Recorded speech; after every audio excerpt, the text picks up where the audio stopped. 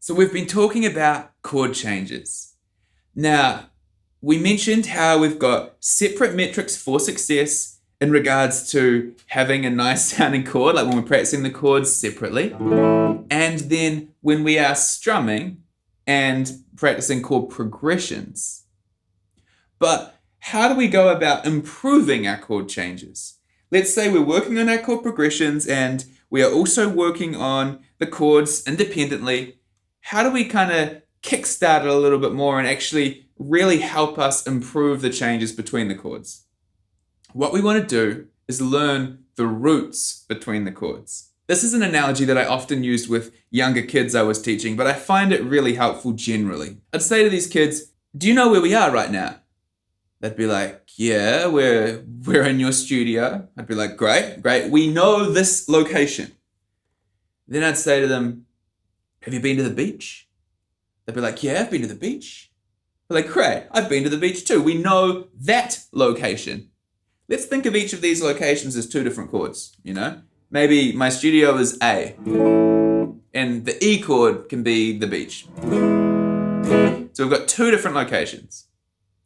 Then I'll ask the kid, do you know how to get to the beach from my studio? I'll be like, nah. And I'll be like, well, I know exactly how to get to the beach from my studio.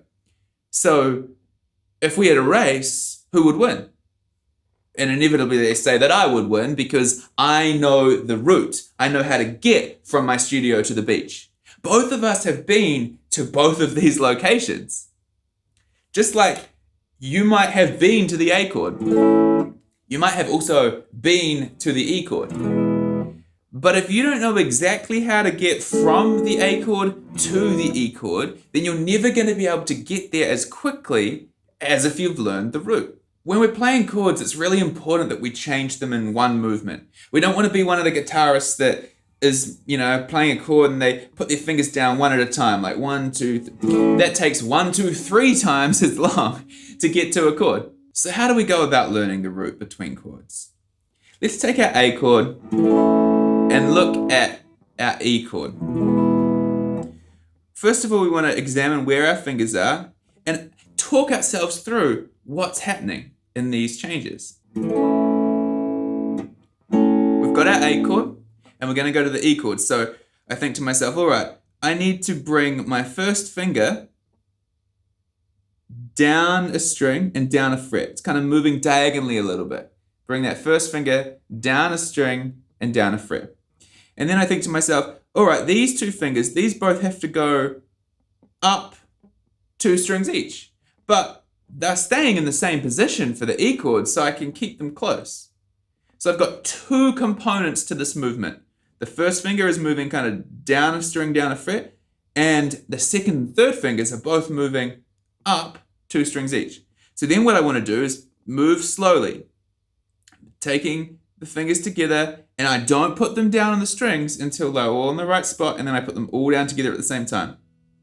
Then I can practice moving back to the A chord, moving these 2 fingers down on the first finger, and then putting them all down together at the same time. It's very important that we do it at the same time. We don't want to be like, all right, first finger, second fingers, because then we're doing it in 2 steps, and it's going to take twice as long to change to the chord. Remember, we want to develop muscle memory here.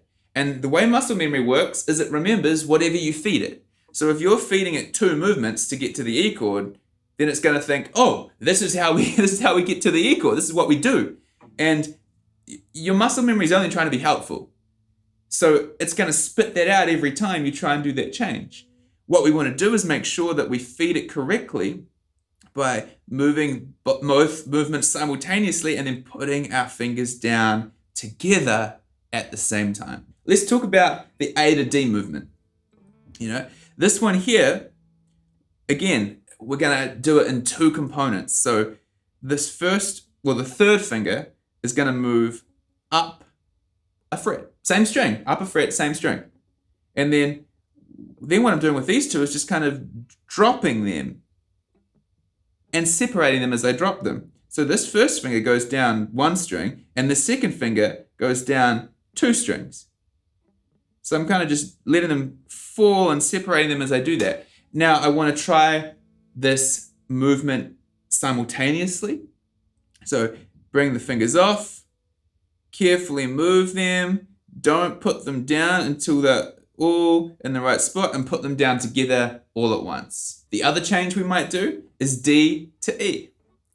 So for that one, what we want to do is take this first finger, we're like, all right, that's going down a fret on the same string. Okay, that's the first component.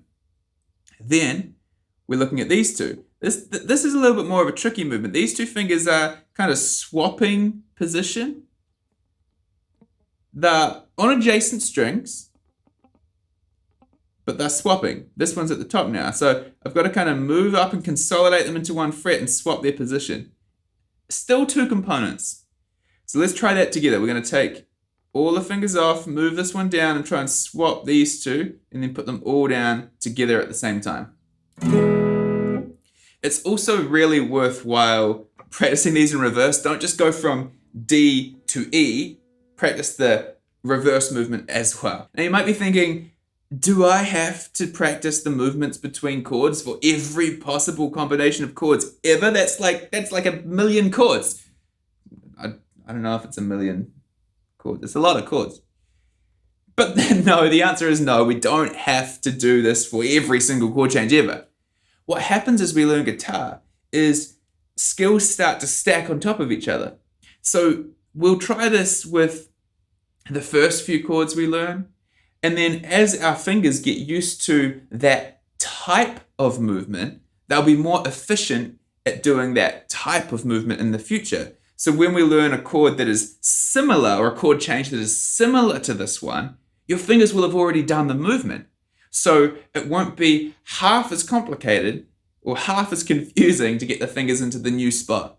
That's the awesome thing about learning guitar, is the more you learn, the quicker you learn, because everything stacks on top of itself if you're doing it correctly and learning stuff the right way. So learning the roots between the chords, this is one of the most important things you can do, and will really, really help you get consistently clean changes as you're trying to combine the strumming practice that you're doing with the chord practice that you're doing over here. Hey guys, thanks for checking out the lesson. This one is part of a series of lessons that I produced while working on the content for our new beginner guitar course. If you're starting out on guitar, head along to guitarnutrition.com and check that out.